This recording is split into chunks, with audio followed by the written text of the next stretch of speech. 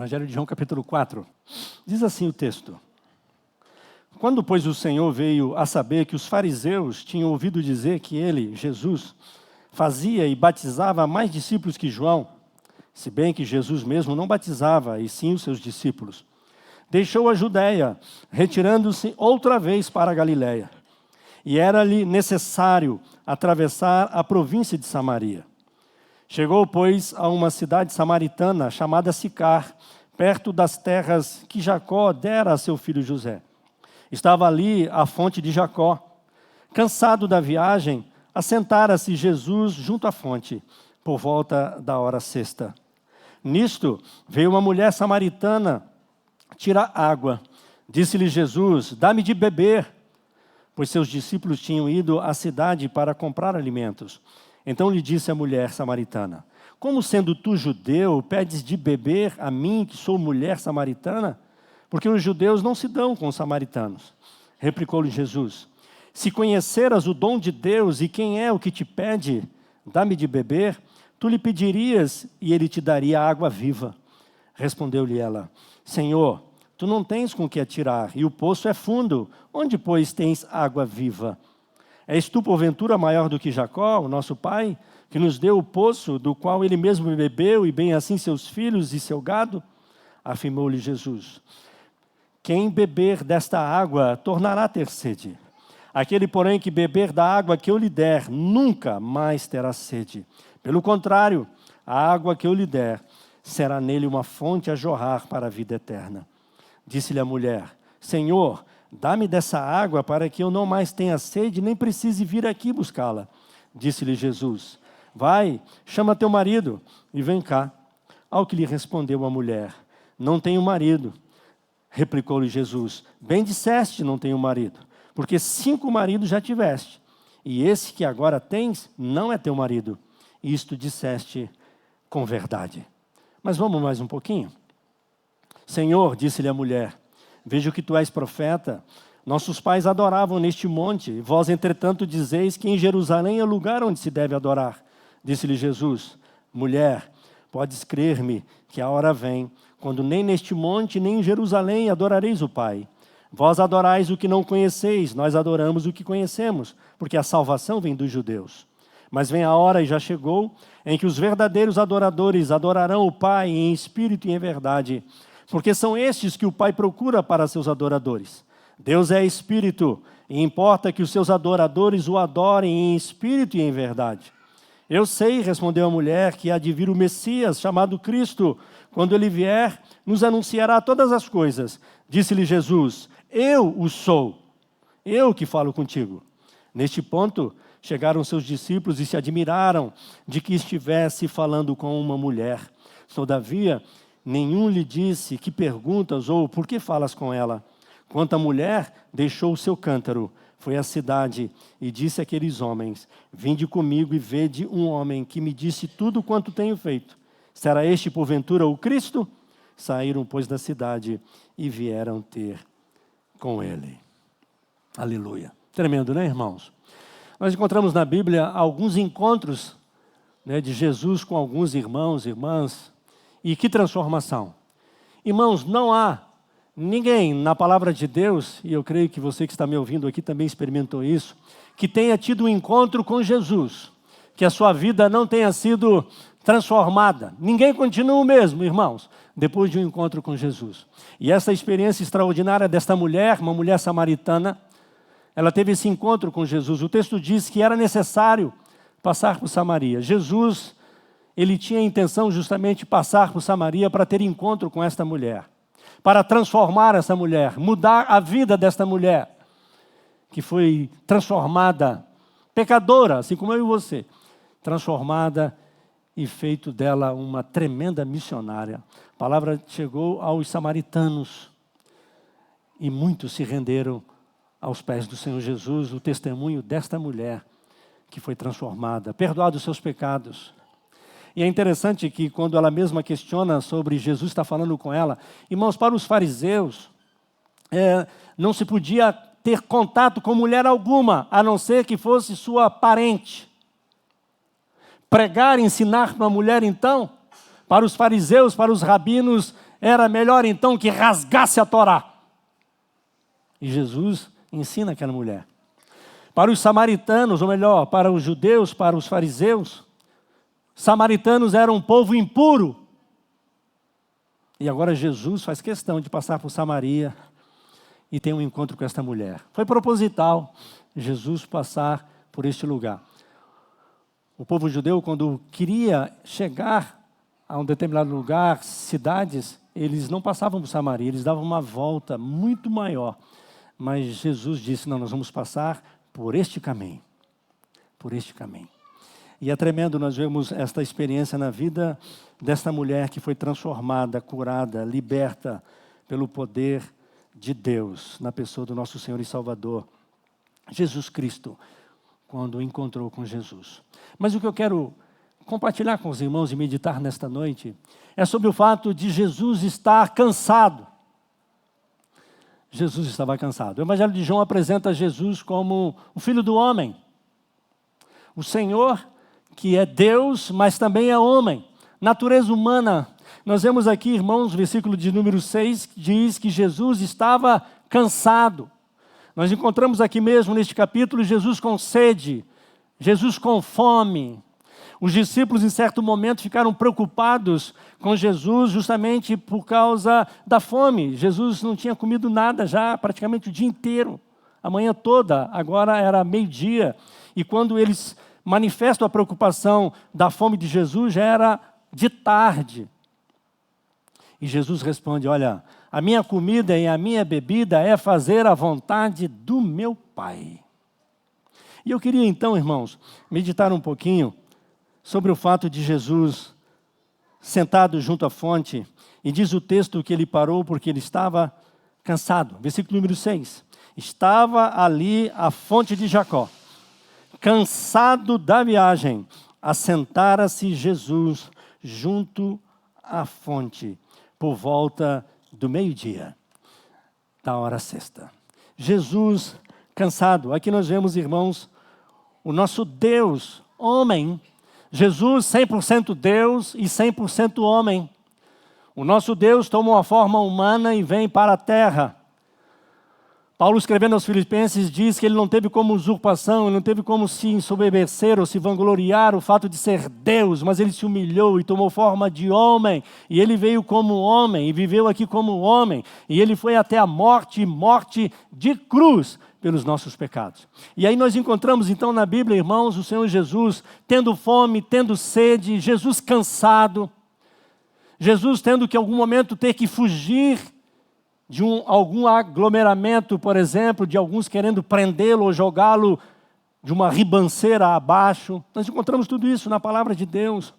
O Senhor Jesus, ele não usa do seu poder que ele tinha, porque ele era Deus, mas ele se colocou nesta posição de não usar o poder que ele tinha para benefício próprio. Jesus está cansado.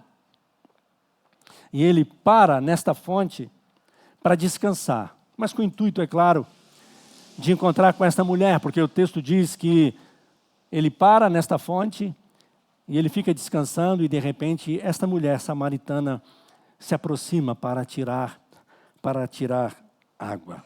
Irmãos, como eu disse, o Senhor Jesus mesmo diz em João capítulo 4, versículo 34, a minha comida é fazer a vontade daquele que me enviou.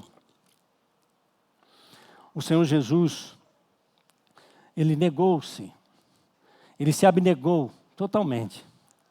Ele se colocou nesta posição para vir e trazer vida para nós, irmãos, salvação, para ministrar sobre a nossa vida, trazer perdão, morrer em nosso lugar.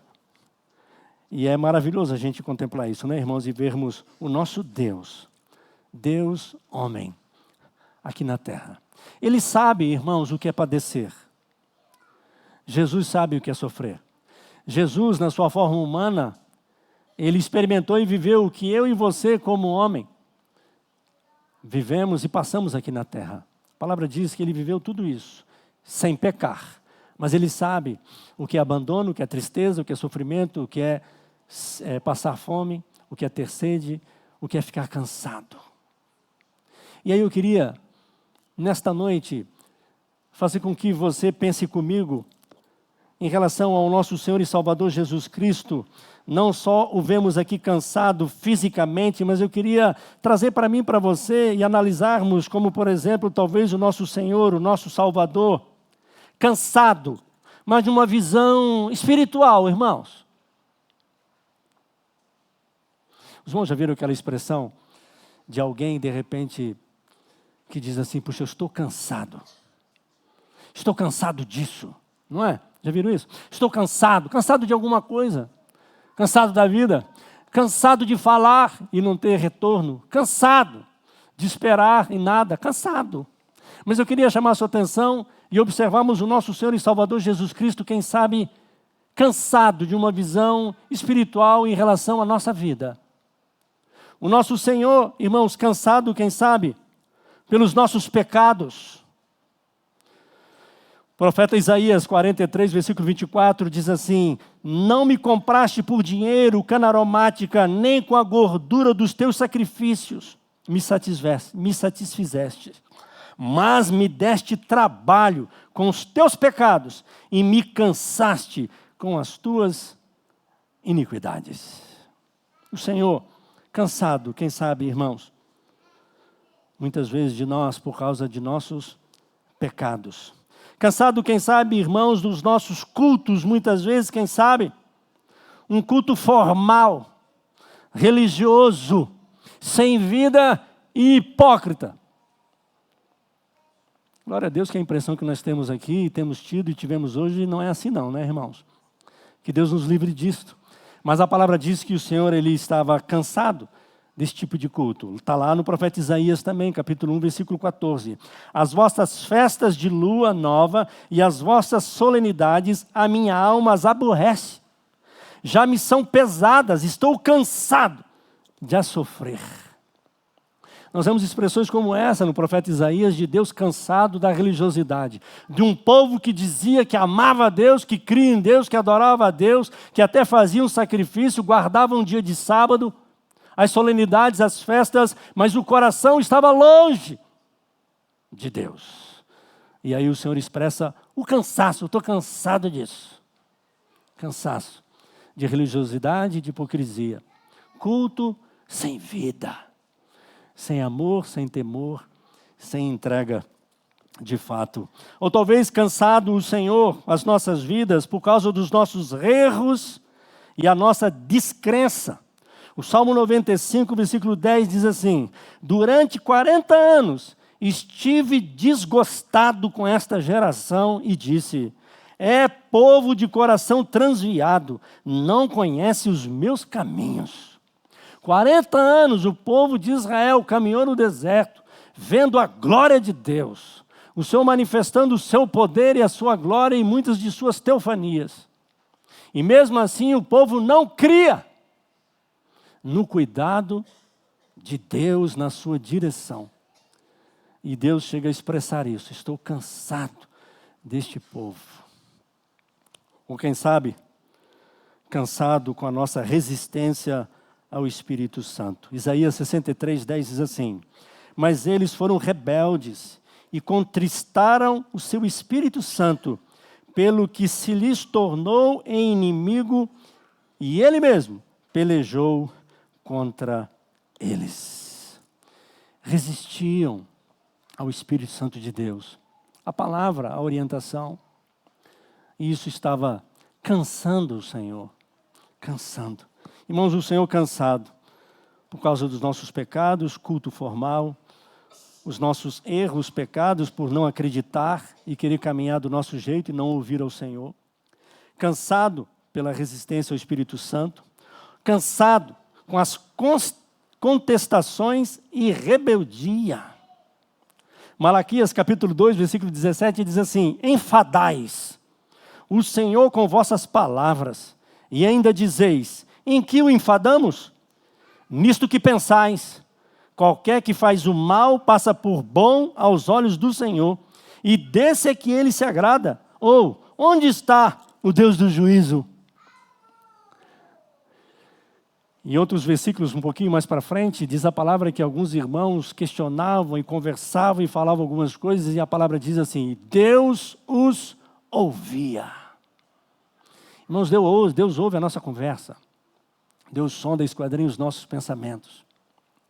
Conversava com alguém essa semana, e foi repetitivo isso, com outros irmãos. Quando a gente olha ao redor e parece que o mal prevalece, não parece, irmãos? Parece que a corrupção tem vantagem. Parece que ser errado é melhor. Fazer as coisas erradas parece que é melhor. E quem quer andar correto, quem quer andar certo, quem quer fazer o que agrada a Deus, tem que lutar mais. Tudo é mais difícil. Tudo é com mais força. Não é assim, irmãos? A impressão que a gente tem, que parece que ser errado, ser corrupto, fazer de qualquer maneira, parece que é melhor. E alguns, muitas vezes aqui, o povo de Deus questionavam isso. Porque aos olhos de muitos, parece que até quem faz o mal, ou quem não adora a Deus, que não serve ao Senhor, parece que vive melhor do que quem teme a Deus e busca uma vida de santidade, temor e querer agradar ao Senhor. Mas a palavra de Deus diz, irmãos, que haverá recompensa. Faz diferença. Nós precisamos crer nisso. E não, quem sabe, entristecermos ao Senhor, agindo como a palavra diz aqui, muitos cansando ao Senhor, por questionamentos, por contender e por rebeldia. Muitas vezes, irmãos, quem sabe, nós cansamos o Senhor ainda muito mais, provocando o Senhor com nossas rebeldias, ingratidão, falsidade, trocando o direito, sendo injustos, 2 pesos, 2 medidas, rejeitando sua palavra, cansamos o Senhor. O profeta Isaías ainda no capítulo 7, versículo 13, o profeta chega a dizer assim: ainda fatigais também ao meu Deus? Já não basta o fatigardes os homens? Deus usando o profeta para ministrar o povo, e o povo rejeitava, zombava, não queria ouvir, não acreditava, ou seja, trazendo cansaço para o homem.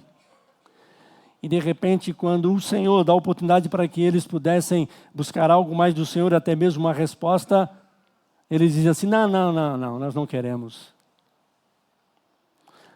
Nós não queremos ouvir o que Deus tem para dizer. E aí o profeta diz isso. Já não basta vocês cansarem os homens, e vocês estão querendo cansar a Deus também? Irmãos, que nós possamos refletir acerca disso, o nosso Senhor cansado, mas muitas vezes, quem sabe, cansado em relação à nossa vida espiritual. E eu queria chamar a sua atenção, porque o Senhor Jesus, como eu disse, foi plano dele, propósito, estar naquele exato momento, naquele lugar, para esperar aquela mulher samaritana. Porque ele é Deus. E ele conhecia o coração daquela mulher. Os irmãos podem observar aqui, em todo o contexto, haviam dúvidas no coração dela. Ela era uma mulher que ela temia a Deus. E havia discussões da religiosidade, aonde que é o melhor, aonde que se cultua, não é? Como que serve ao Senhor? Haviam questões no coração dela. Ela teve decepções amorosas. Ela teve 5 casamentos e nenhum deu certo. Estava com o 6º homem agora, mas não era o marido dela. Isso tudo estava no coração daquela mulher. É por isso que Jesus, quando começa a ministrar na vida dela e oferece para ela a água da vida, e ela então entende e reconhece, quem sabe é um profeta, se é que você tem essa água para me dar. Então ela pede: Senhor, me dá então dessa água. E aí, irmãos, não é para qualquer um e não é de qualquer jeito que se bebe a água da vida. Não que não haja pecadores, todos nós somos, mas um coração quebrantado, contrito, Deus não rejeita. O Senhor quer é o nosso reconhecimento dos nossos pecados. Reconhecimento, quem sabe, Senhor, nós o temos cansado. Não é? Com tanta religiosidade, com tanta falta de temor, compromisso, vida, com tanta descrença. É abrir o nosso coração. Aquela mulher, quando ela abre o coração para receber e ela quer. Quem de nós não iríamos querer, né, irmãos? Beber uma água em que você nunca mais, jamais teria sede. E melhor, não só beberia, mas você teria para você também distribuir, dar para outros. Ela fala, Senhor, dá-me dessa água. E Jesus fala, tudo bem, eu te dou. Traz o seu marido. Aí eu não tenho marido. Dissestes bem. 5 já tivesse, não eram seus maridos. E esse que agora tens, também não é. Que vida, né? Jesus estava restaurando o coração daquela mulher, curando, quebrantando. O texto diz que ela larga o cântaro. Isso significa, chega dessa vida, não quero mais isso para mim. Eu quero uma nova vida. E ela sai e começa a contar para todo mundo que ela encontrou, talvez seja o Messias, seja o Cristo, porque ele falou tudo o que estava no meu coração. E aí o texto diz que os samaritanos creram e foram querer comprovar. E a palavra diz que muitos se renderam aos pés do Senhor e ainda disseram assim para ela, olha, nós agora cremos, não foi por causa do teu exemplo, pelo que você falou, não. Nós mesmo vimos que Ele é o Cristo. Que nós possamos, irmãos, quem sabe também, estarmos agora nos colocando nesta posição de esperar o Senhor, porque o Senhor, Ele aproveita, é tremendo isso, né? Nós encontramos na vida do Senhor Jesus. Ele aproveita momentos em que Ele espera. Ele espera que o sedento o busque. Ele espera que o aflito clame. Ele espera, quem sabe, no momento de festa, quem sabe um aniversário, você lembre dele. Quem sabe no momento de uma grande vitória, você lembre dele. Porque Jesus esperava essa mulher. Quem sabe esteja te esperando.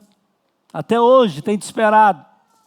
Para que você o reconheça como o Senhor, como o Messias. Porque Ele está esperando, irmãos, ainda que seja o maior pecador, como esta mulher. 5 já tivesse, e o 6º não é. Mas uma pecadora que Ele restaura, cura, liberta, e faz dela uma grande missionária. E muitos se rendem aos pés do Senhor. Quanto tempo, quem sabe, meu irmão, minha irmã, você que está aqui nesta noite, você que está me ouvindo pela internet, quem sabe quanto tempo, quem sabe o Senhor tem te aguardado, para que você o reconheça como o Senhor, o Messias, o Cristo, o seu Salvador, aquele que morreu na cruz pelos seus pecados, aquele que veio a esse mundo, que se fez homem, que sentiu cansaço, que sentiu fome, que sentiu sede, que sofreu pelos seus, pelos meus pecados. Ele te aguarda que você o reconheça como o Senhor da sua vida. Mas agora, eu queria ainda chamar a sua atenção, meu irmão, minha irmã. Quem sabe a gente inverta esse quadro. Quem sabe agora, irmãos, sejamos nós aqueles que estejamos cansados dos nossos caminhos de pecado. Quem sabe sejamos nós nesta noite.